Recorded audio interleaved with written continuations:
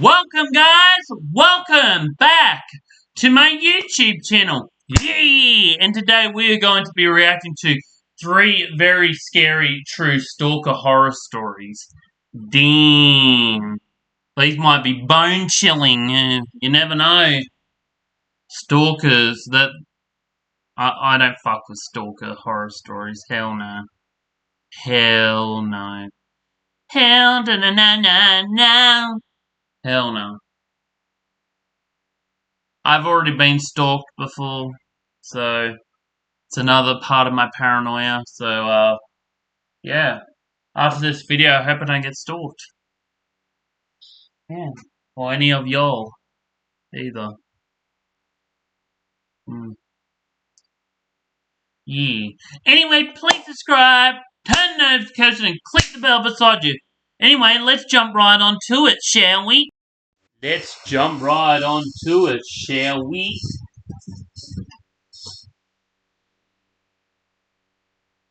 I hate stalkers. Just hate anything. This is definitely going to give me paranoia. For sure.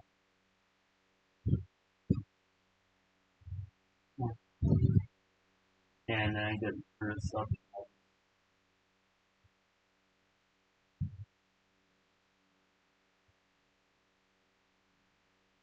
I was 22. I started seeing a guy who I met on a dating app for a while. His name was Hunter. Went on like 4 dates in the span of a little over a month. At first, things seemed alright. Our first date was a quick coffee date, less than an hour. More of a screening process to make sure he seemed normal. Our second date was at a nearby bar for some drinks. Both got a nice buzz, and it was a nice time. Our third date was dinner. This was when I started to question things. Question if I really clicked with his personality, or if I felt like there was something slightly off about him. The date ended with a kiss still. First and only time we ever kissed. So I convinced myself, because I let him kiss me, things went alright. It wasn't until a couple weeks later that we went on our fourth and final date. Went out for drinks once again. However, this time, we went into it with a less excited mindset. Was paying more attention to little quirks in his behavior that I realized were kind of unusual. It's hard to explain exactly what I mean, but some of his mannerisms just gave off antisocial and borderline creepy vibes. He started to drink way too much on this date as well. He started getting really touchy-feely at the bar, trying to kiss multiple times.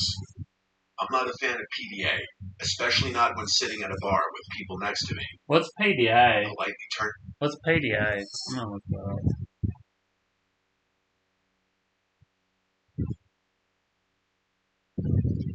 PDA stand for, I said state, pathological demand avoidance, is most often seen in people with autism. Wow, that sounds like a discrimination.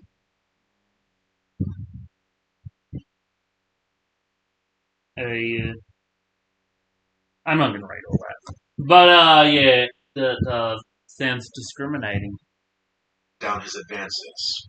Within a few minutes, I mentioned I was tired, heavily implying we should leave.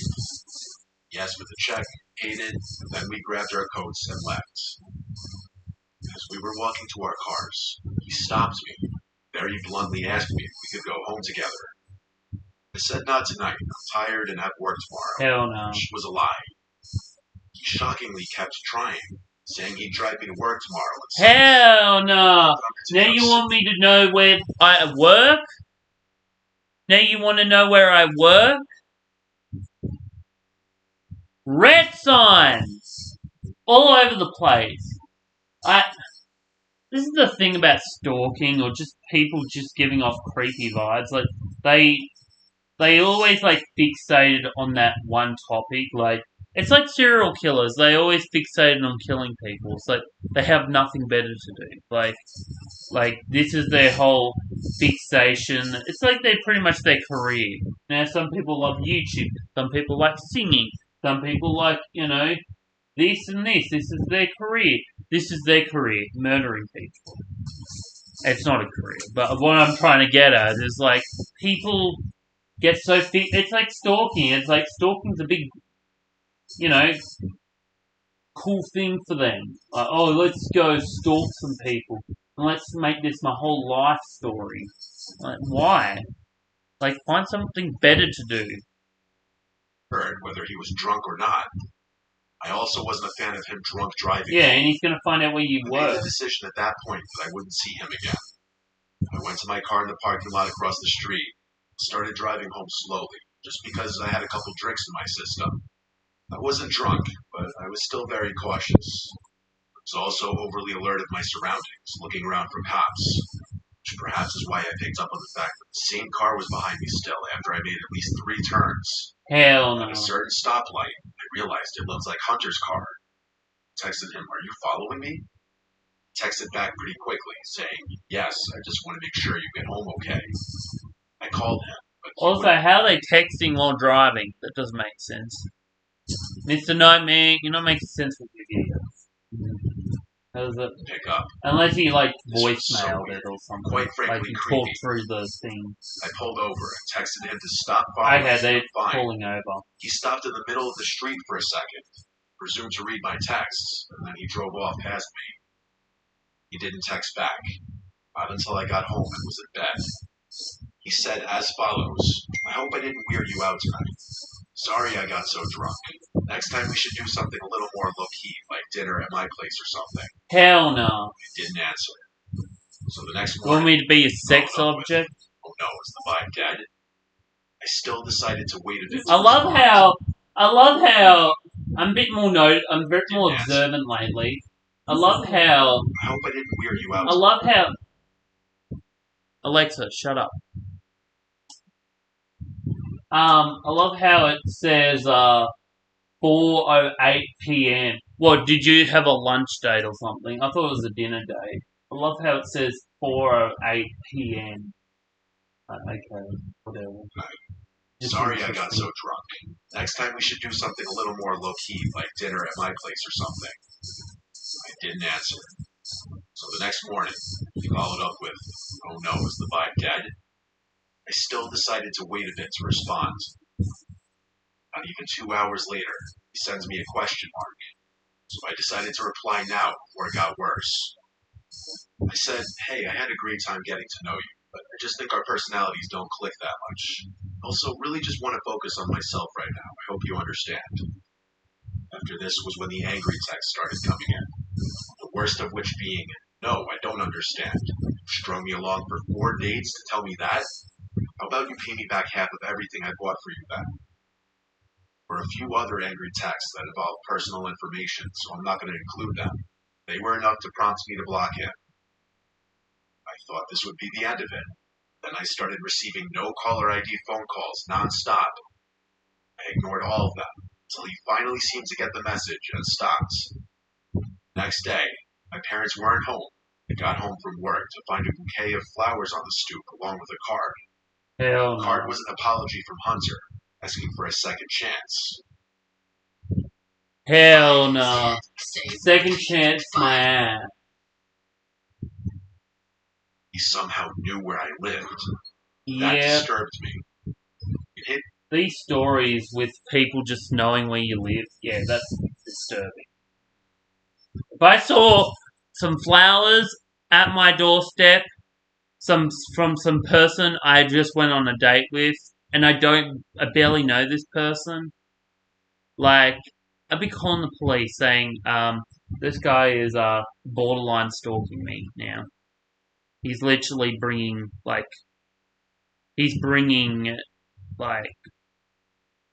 things to my house, like personal stuff, like flowers, gifts. his mind. He somehow must have thought that this would come off as charming or sweet, No. but in reality it was extremely alarming. I sent a long and final text to him to please not contact me anymore, never come to my house again, or I'd file for a restraining order. Yeah. I kept his number blocked so I wouldn't see his response. I thought things would be over now. I couldn't be more wrong. It was not long after this that I was home alone for the night. My parents' house is big. I had a loft bedroom, which meant my bedroom was the highest point in the house. I awoke in the middle of the night to something. Wasn't sure what it was at first. I felt as though I was hearing noises from downstairs. Tried my best to listen closely. Then I heard what was very obviously a door opening from outside my bedroom. One of the upstairs doors. Nobody was supposed to be home that night. Even in my haze from freshly waking up, I still immediately thought intruder. I crawled out of my bed onto the floor and shimmied under the bed. Smart. Before calling 911, I texted everyone in my family asking who was home. I heard some distant noises from somewhere in the home. The other bedrooms. Then, the bedroom door opened. Oh, hell no! Came up the carpeted stairs. Woo! After they reached the top step, there was silence. The whole room was carpeted, so I couldn't hear any potential footsteps. Then, I heard the drawers next to my bed begin opening. I held my mouth Probably with my looking hands at your to mask my underwear breathing. because I he's feel my a heart pervert. racing. I heard a man's voice say, "Damn it, there's breath." That moment, Why would you be in the drawers anyway? it sounded like Hunter's voice. I still didn't move. I prayed my phone did not get any notifications now. I heard more rummaging sounds. I was going through my entire dresser. Then, I heard and felt the bed move as he sat down. He was staring at the outline of two shoes through the bed skirt. In the dark, he was visible. I don't know what he was doing on the bed. He sat there for over 2 or 3 minutes before getting up. I heard him say under his breath, "Bitch." I heard all the drawers close. Then I heard footsteps walk back down the stairs, the door shutting, then sounds of footsteps walking down the stairs to the living room. I called 911 now. I still whispered into the phone just to be safe. I stayed on the line and stayed under the bed for 10 to 15 minutes until one of the police officers showed up. I went down to meet them at the front door, and even that was tense. After letting him in, I told him everything he didn't already know from the phone call he responded to. As such, he did a sweep of the house. During that, another officer arrived, this one female, who also assisted in the search. It turned out every window was unlocked. One of the windows, the dining room one, was big enough for someone to crawl through. I don't think anyone ever pictured someone squeezing through the bush in front of the window and then crawling through it. I gave a verbal statement of everything. I was given a report number, they left. My parents returned home the next day. Already knew everything through my texts and phone call with them. Went to the police station with my report number, gave as much information as possible, such as text screenshots, including him admitting he was following me home. They said they'd investigate, but without solid proof it was him inside the house, it was tricky. I think the case lost steam, and I really didn't have any proof of anything. I did, however, successfully get a restraining order against him. I was advised to never accuse him of having broken in, nor ever contact him again. He thankfully didn't, but from that point till the moment I moved out of my parents' house, it was always uncomfortable he would be creeping around outside. Even today, I sometimes fear he might find out where I currently live. That one was very disturbing. I'll give that one about 9. 9.5. 9? 9.5. I don't know. 9.5. Did he broke into your house and he went looking for you? Oh, hell no. Not happening. I have chills, man! Chills down my spine. No. About 9. 9.5. 9.5. That was disturbing. I was in the 6th grade when this happened. This all started on the week of Halloween. I would stay after school to help decorate a haunted house for my school's Halloween carnival. I often got to stay and fool around with some of my friends while getting awarded with pizza for helping decorate. Along with my friends, there was also this other kid who would stay late. I'll call him Chris. He had gotten along for the entirety of the time that we would stay after school, but he never once gave me any reason to feel uneasy around him. He was genuinely a funny and cool kid. But anyway, fast forward 2 weeks. I was suddenly approached by a group of girls in my grade who were all excited and had wide grins on their faces. I asked them what was going on, waiting for them to tell me that I had a secret admirer, that he would be texting me tonight. I'd be lying to you if I told you that I wasn't excited, or at the very least curious about this. Wanted to know who. Later that night, I was about to go to sleep. Got a notification from Messenger. It was the only app I had at the time that I always used to communicate with my parents whenever I was home alone. The message was from Chris. I had completely forgotten that I added him on Facebook on Halloween. I opened the message, and it read, Maya, I need to talk to you. I was concerned and quickly replied, Yeah, what's going on? Everything okay? To this day, wish I hadn't replied. Typing bubbles appeared and stayed there for a good 2 minutes, which meant that he was still typing. Felt like forever until his message finally came through. I didn't expect what came next.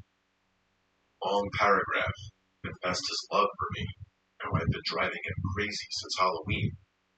He also proceeded to explain how he tried to impress me during recess at phys ed with his soccer skills, but that I never seemed to notice him. He said that he was growing tired of being ignored. It ended with, I want you to notice me. So I guess what I'm trying to say is, will you be my girlfriend? I cringed at every word. I stared at the message for a long time. What the hell? I barely even know this kid. I drifted apart from him a long time ago. I was trying to come up with a way to let him down easily, so I didn't want to hurt his feelings. I told him I didn't like him like that, and that I wanted to just be friends. I could tell right away that he didn't like this answer. He kept asking me why. I had to come. This is Pan at work. Bloody ads. This is Pan at work. You call this getting paid? When I got up, I love how an ad just popped up. When I got up to get a drink bottle, drink of water, an ad pops up. I had to come up with Smart. a reason each time until he eventually stopped answering. Next morning was a nightmare for me. Some of his friends kept coming up to me and telling me that Chris wanted to kiss me, which he told the entire grade he wanted to do, and that he would do it even if it meant cornering me. Taking this as a threat, decided to tell my teacher. What the fuck? She told me to stay. So, we have students, essay, wanting to essay. What the heck? That took a dark turn. Cornering? Hell no. Stay inside during recess at lunch, and that if he ever got even close to me, to run right back to the classroom. This wasn't enough for me. I reported him to the principal, told me he would do something right away. This gave me some relief. I feel I should mention that I'm right across the street from my school, and everyone knew this, including Chris, which leads me to what happened next. Later on in the week, I was walking home from school. I hadn't even been inside my house for more than 2 minutes before I heard someone knocking on my front door. I peeked out the window just in time to see someone ducking behind a parked car across the street. It had to be Chris. Must have been following me. My mom opened the door to find a piece of paper on the floor. Not surprisingly, it was addressed to me. I read the note out loud.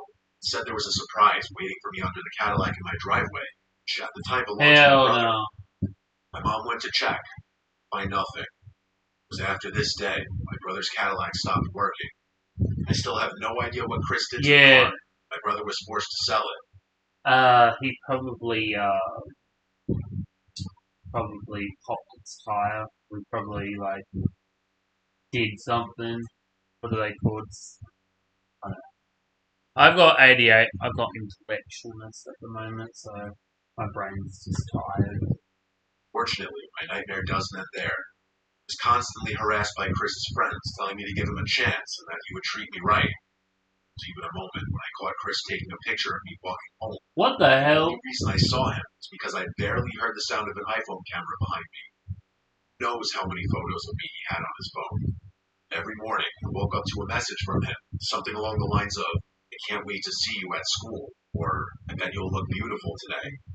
The harassment and stalking were only getting worse. It was making me fear for my safety, especially now that he knew where I lived. Hell no. Finally, I got a call into the counselor's office, and I felt relieved, expecting her to tell me that Chris was going to get in trouble, that the cops would get involved. Anything. Instead, what I heard was worse. The counselor proceeded to tell me that boys will be boys. They do crazy things when they're in love, and I shouldn't be mad about this. She told me I should feel flattered, as this kind of stuff was bound to happen. Hell The no. only thing I could do was to accept it and learn. What the fuck? At the time. Hell no! Accept it, my ass. I'm not accepting shit. What a fucking bitch. She needs to be fired instantly. How old is this person? Like, I understand boys will be boys. I understand that. But then she goes into like, oh yeah, you just gotta be flattered and accept it. Like she's only little. I don't know how old Chris is, but it seems like he's like in year, like he's 17 or 16, 17. She seems like she's only very little. Like she's only like 13 or something. Like, you're asking one of your, like, what the heck? That is very messed up. Fire that bitch. I don't want her anything to do with me ever again. Mom? You got that? You write that down on a piece of paper to give to the principal? Yeah, fire her. She's not allowed to work here anymore. Okay. Problem with her words, as I genuinely believed her. Looking back on it now, this was an insane and disturbing thing to say to a 6th grader. Yeah, a 6th grader. I knew she was. For her safety almost every day. A 6th grader, so she's 12. I don't know, 12, 13, 12. Hell nah. Unbelievable. That afternoon, I came home from school, telling my mom everything the counselor told me. She was rightfully furious. I was called to the principal's office again that same week, this time with my mom present. Remembered very clearly my mom telling the counselor and principal, "What are you waiting for? For something bad to happen to her before you do something?" She continued to ask why it was taking so long for something to be done. They both stayed silent. My mom ended it by threatening the counselor and telling her to never speak to me again unless she was present. But unfortunately, I don't think the school ever did punish Chris, which to this day enrages me. She probably Chris's mom. You know, plot twist, she's Chris's mom. I don't know. But that's pretty messed up, what she said. Doesn't even end there. One night during the weekend, my parents had gone shopping. I was about to go to bed after watching a YouTube video on my iPad. I heard something at my window. Now, I'm on the 2nd floor, so this was especially strange. The only thing that hits my window, birds accidentally flying into it. Birds. I sat up listening, and it happened again.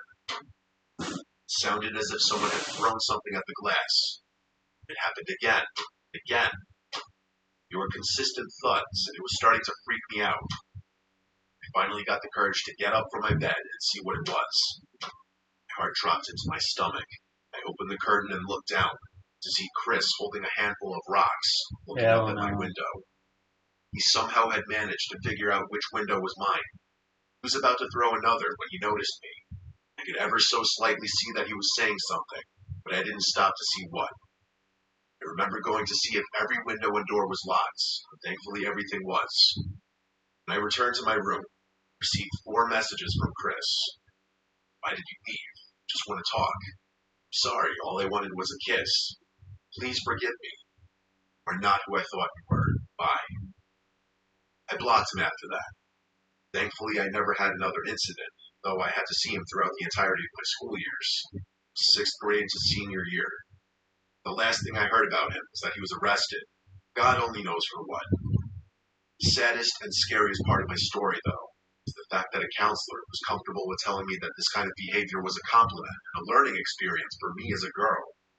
I just hope that woman no longer works with children, that I never have to see Chris again. Yeah, I was just gonna say, that counselor should have been fired, never been allowed to step foot in a any school property, and probably should never be working with children ever again.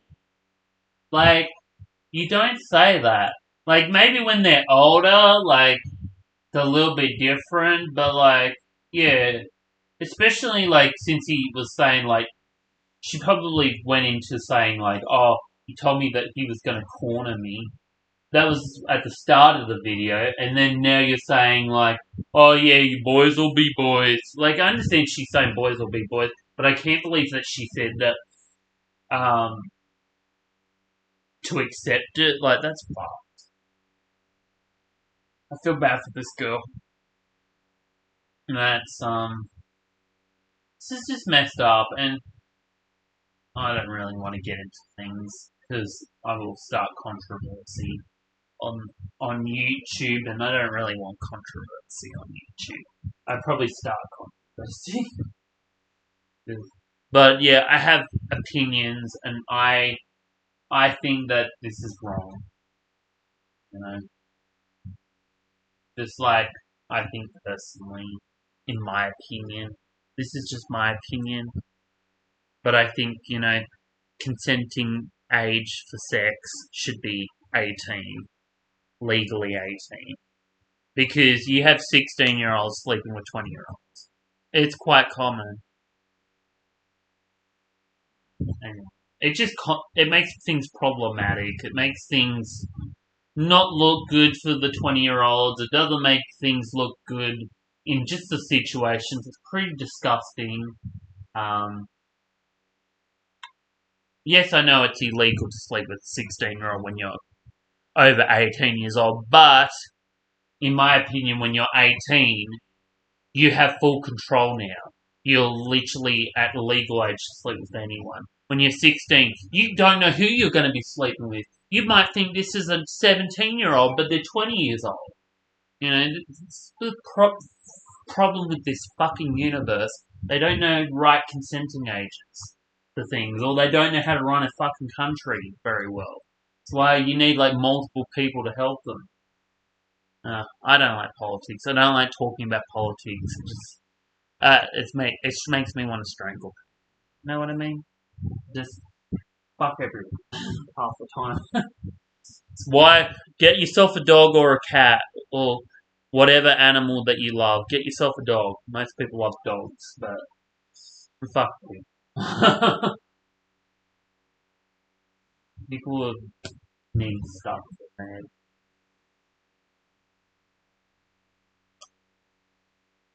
I want to stay as anonymous as possible with this. This was a very serious occurrence that I have PTSD about. Unfortunately, it scarred me. Changing all towns and names in the story, so there's no way it gets traced back to me. I've been a very reclusive person most of my life. It started at a young age. Even in my early school years, my teachers would tell my parents I had antisocial behavioral problems. I would even be included in some of the, I guess you would say, special 20-minute classes for speech and behavior in elementary school. At the time, I didn't comprehend why I was being brought there while the rest of my class wasn't. Middle school is when the pressures of the social hell that school is really started to set in. Kids started forming their friend groups, and that only carried over into high school and got worse. I never had learning disabilities or anything. I just had social issues, which I'd gotten better as I've grown older, but I would still consider myself an awkward, introverted person. However, I've made my close friends, and I'm grateful for that. But now let's talk about girls. Of course, being a social recluse comes with having trouble with the ladies. Honestly, not to get too graphic, but, it means something to my story. I lost my virginity at 21. That's a bit late, I'd say. This was at the age of 23. Not that late. We're just talking about virginity and consenting ages. And 21's pretty good age to lose your virginity. But people losing their virginity to bleed before 16, which is insane. But anyway. Moved out of my parents' place already. I had been working a high-paying job in my field for a couple of years at that point already. I bought a townhouse in my hometown. It was pretty affordable, but a nice and big townhouse. I don't live there anymore, but it was 2 floors. It was the I forgot to give the other story out of 10. I give it about a 9. I'll give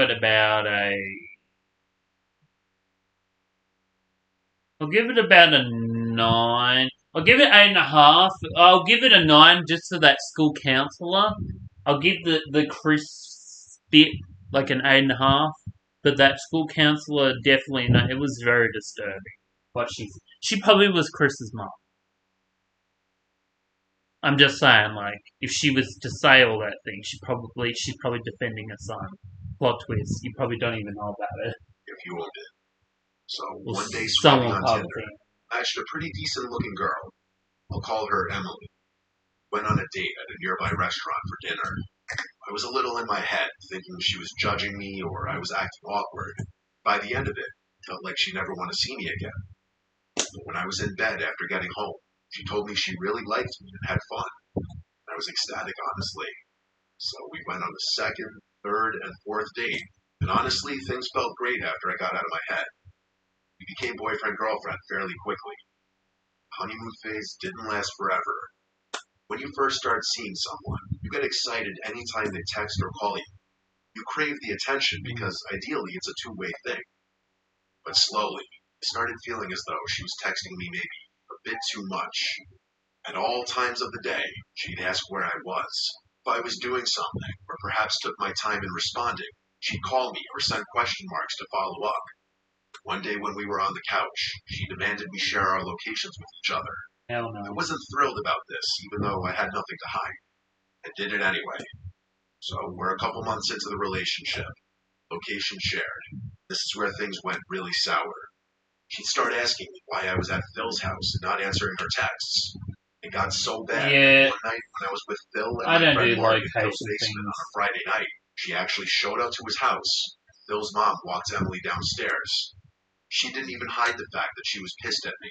Immediately spoke in a loud voice, almost a yell, reprimanding me for goofing around at Phil's house instead of answering her texts about going to some winery the following day. I asked her if we could discuss this later, but she insisted I leave with her. I apologized to my friends and went outside with her. We had an argument in the street. She wanted to come home with me, but I told her no. Both drove separately, obviously, so I drove home and told her not to follow me. When I got home, I sent her a long text telling her we need a break and I need space. Should I have done this in person? Yeah, probably. Text message breakups aren't fair most of the time. But honestly, in the moment, I was scared of what her reaction would be in person. Yeah, probably don't break up text someone. Of course, she started calling me over and over, blowing up my phone with texts. When I eventually stopped answering, I got aggressive pounds at my front door of my townhouse and constant rings from the doorbell. It got so bad that my neighbor actually came out and asked her what she was doing. I heard Emily screaming at him that I'm a piece of shit and this and that. My neighbor calmly told her to go home. I listened to everything, my ear basically up to the door. She did leave. Honestly, I was kind of disturbed. I'm not saying the crazy just came out of nowhere. There were definitely signs, but I was blind to some of it because of the honeymoon effects. The next day, I remembered to stop sharing my location with her. Immediately, as if she were obsessively checking our texts, she angrily blows me up for doing that. I was more and more sure of my decision to cut ties with her every text she sent. My final text to her was, "I'm sorry, Emily, I have to block you for a while. You're scaring me." She surprisingly didn't come knocking or anything. However, I noticed she instantly stopped sharing her location as well. It was exactly 1 week later. I went over to Phil's house again and chilled with the guys. Hell no. Like, yeah, just cut ties with her. Don't keep messaging her back. I'm sorry, I'm blocking you. Just cut ties with her altogether. Like, it's the best thing you can do. I would not be doing whatever you're doing. Just saying. Left around 11 p.m. and got home shortly after. I wasn't tired and I was hungry, so I threw some food in the microwave and plopped on the couch to watch a movie. I was browsing all the streaming apps for something good. I wanted a scary movie. Microwave beeped and went silent. I love how he's like, he's had a pretty tough life so far with her. So he's like, I need to watch a scary movie that helps. Okay. Maybe it does. Maybe you like scary movies. Maybe it makes him not think of I things. suddenly heard a click or thud from the dining room. So the layout of the downstairs of the townhouse, it looped around in a circle. It went from the kitchen to dining room to living room to den. They were all separated by a wall in the middle. However, the den to the dining room had a door, not an opening. I attached this photo to give a better idea. To allow for complete silence, I grabbed the TV remote and muted the TV. It was then that I surely heard the door separating the den and the dining room clicking open. I peered into the dining room, blurted out, "Who's in here?" to, of course, nothing in response. I entered the dining room, my blood running cold as I saw that door was opened. Hell no! Went to the kitchen and grabbed the biggest knife from the knife block. Yes. I also called 911 right away. I had never called 911 once in my life. This was a first. On the phone, I spoke really loud so that whoever was in there would hear that I was on the phone with the police. Whether this was a good idea or not, I guess it's debatable. I said, "I think my crazy ex-girlfriend has broken into my house. Please send someone." The rest of that call was explaining what exactly was going on, why I thought it was my ex, and her instructing me to wait outside if possible. So I went outside, waited not far from the front door. Surprisingly quickly, a police car rolled up. I once again briefly explained what I thought was going on and led the officer into my home. Both performed the most thorough search of the place together, and I'm telling you, no one was in there. Checked the mini crawl space hidden in the closet. Checked every closet for that matter. Checked under the beds, under the couches, even the mini attic too. The coast was quite literally clear. He told me to call again if I heard anything, which said to me that he believed me and knew I wasn't making it up or going crazy. My night was obviously disturbed after that. No way I was going to be able to sit in the living room and watch a movie now.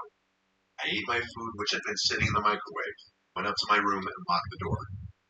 I texted all my friends and family, of course, about how spooked I was, but given that no one was in there, I had to dismiss it as just one of those creepy moments of something in the house moving by itself. I almost texted Emily, but refrained from doing so.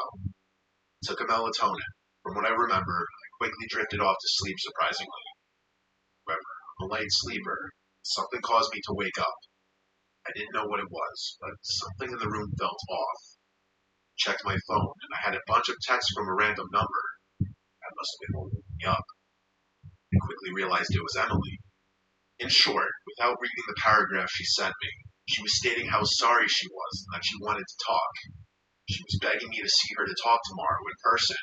The rest of the texts were her saying, "Are you awake?" and "wake up" over and over. She said "wake up" a total of 8 times over text. Surprisingly, she hadn't tried calling me though. I responded, "Why are you awake right now? This is crazy that you're blowing me up at an hour like this. Honestly, if I wasn't sure before, your actions just these past few days alone have confirmed that I don't want anything to do with you anymore. Please just leave me alone." Seconds after I pressed send, I heard a scream from inside of the closet next to my bed. It was yelling the word "no." Then the closet door burst open. I didn't have time to think of anything besides jumping out of the bed and getting that bed. I fucking knew she was gonna be in the closet. I was like, oh, I heard scream in the closet, and then I was like, oh, is she gonna be in the closet? Hell no! Can you imagine, like...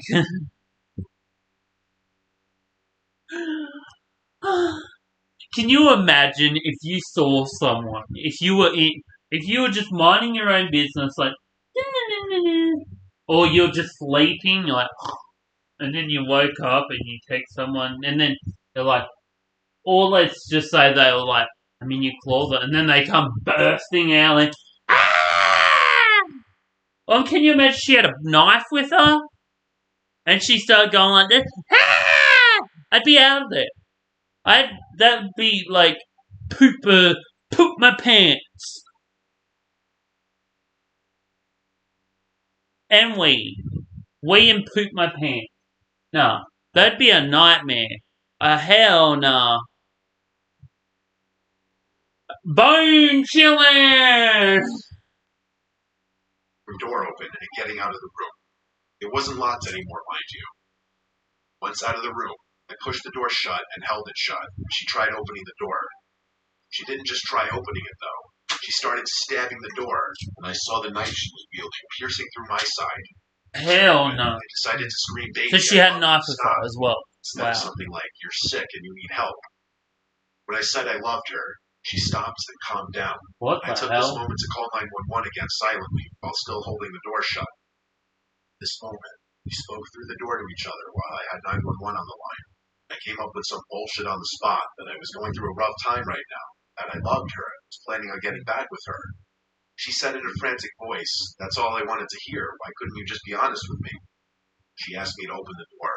I had to stall, though. I told her I was scared and wanted her to drop the knife.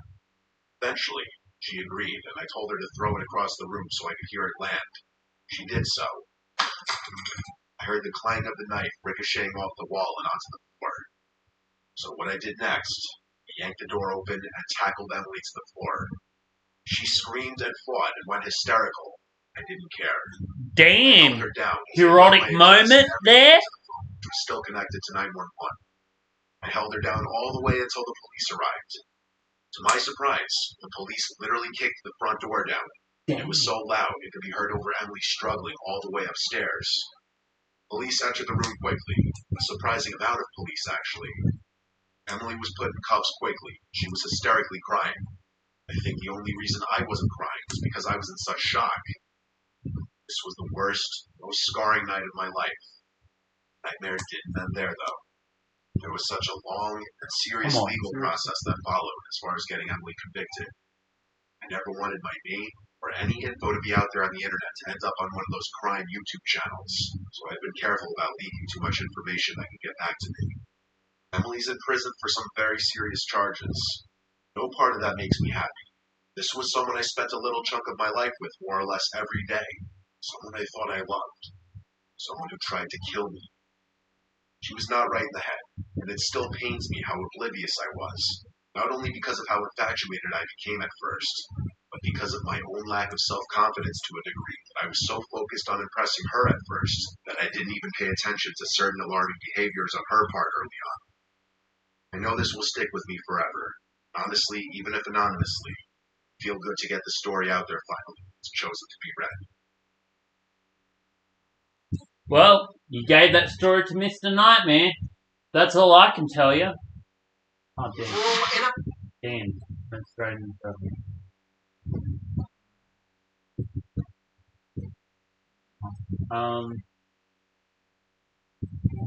Yeah.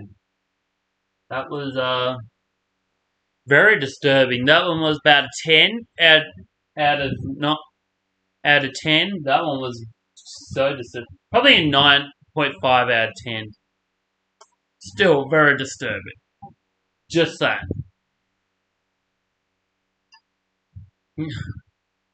Just saying.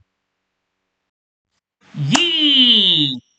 That was my reaction to 3 very scary, true stalker horror stories. That was a mouthful to say. Yeah, they were very disturbing. I need to go to the bathroom. But, I'll wrap this up really quick. They were very disturbing. I hate stalker stories. They disturb me a lot, and I get disturbed by them. I don't mess around with stalkers and stuff like that. No. I can't do it. I can't do all that kind of stuff. I've got paranoia, so dealing with that, and that girl coming out of that closet, hell no. She burst in with a knife, like this. Like, hell no. And that second story, that counsellor girl that's trying to tell her to accept it, and that, boys will be boys. No. Just no.